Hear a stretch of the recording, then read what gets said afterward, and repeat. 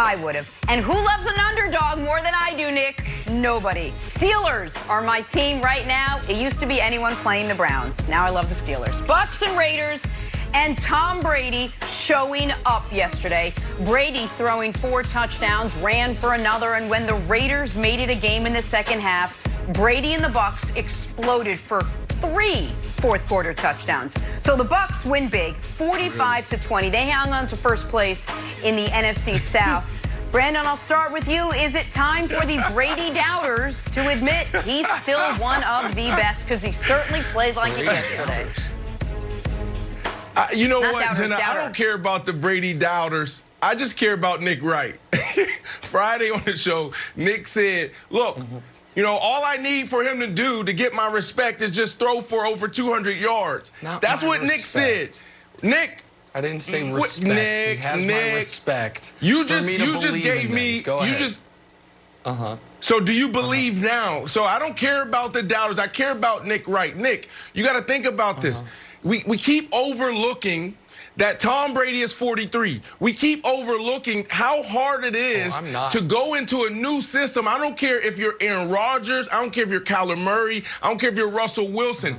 Learning a new system, going to a new team is hard. Without a offseason, without a preseason, in the middle of a global pandemic, he's 43 getting it done, Nick. What else do you need to see? The first 2 games of the season, 3 touchdowns, 3 interceptions.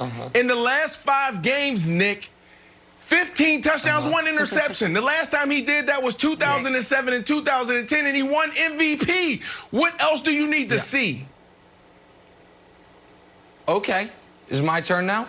I feel like a lot of people are speaking for me. Jenna's implying. Brandon saying, what else do I need to see? I haven't even gone yet. Tom Brady was sensational yesterday. It was the single best football game I think he's played since, if people remembered, a duel against rookie Deshaun Watson early in 2017 before Deshaun blew out his knee.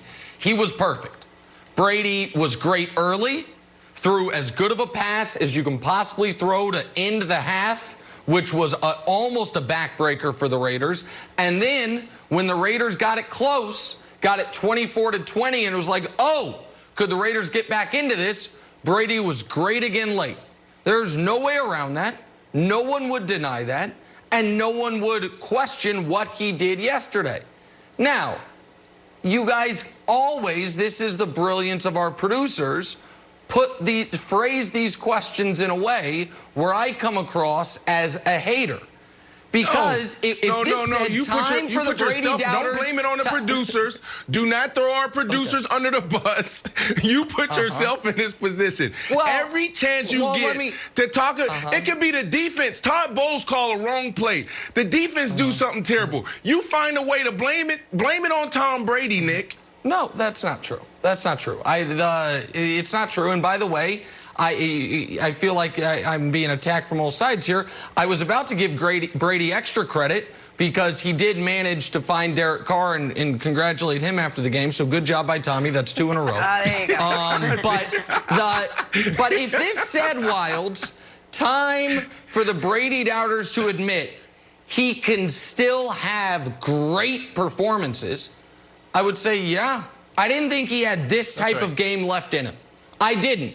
And I was wrong about that, clearly. But they are asking, time to admit he's still one of the best.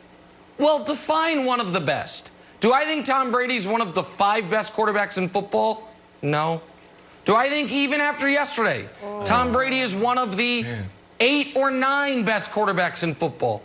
No, I don't. Okay. So time for Brady doubters to admit he's still one of the best. Define best. I don't think he's in the top quarter of starting quarterbacks in the league. 15 touchdowns, 1 interception the last 5 games. Yeah, that's been very good. What we're talking about. Very good yesterday.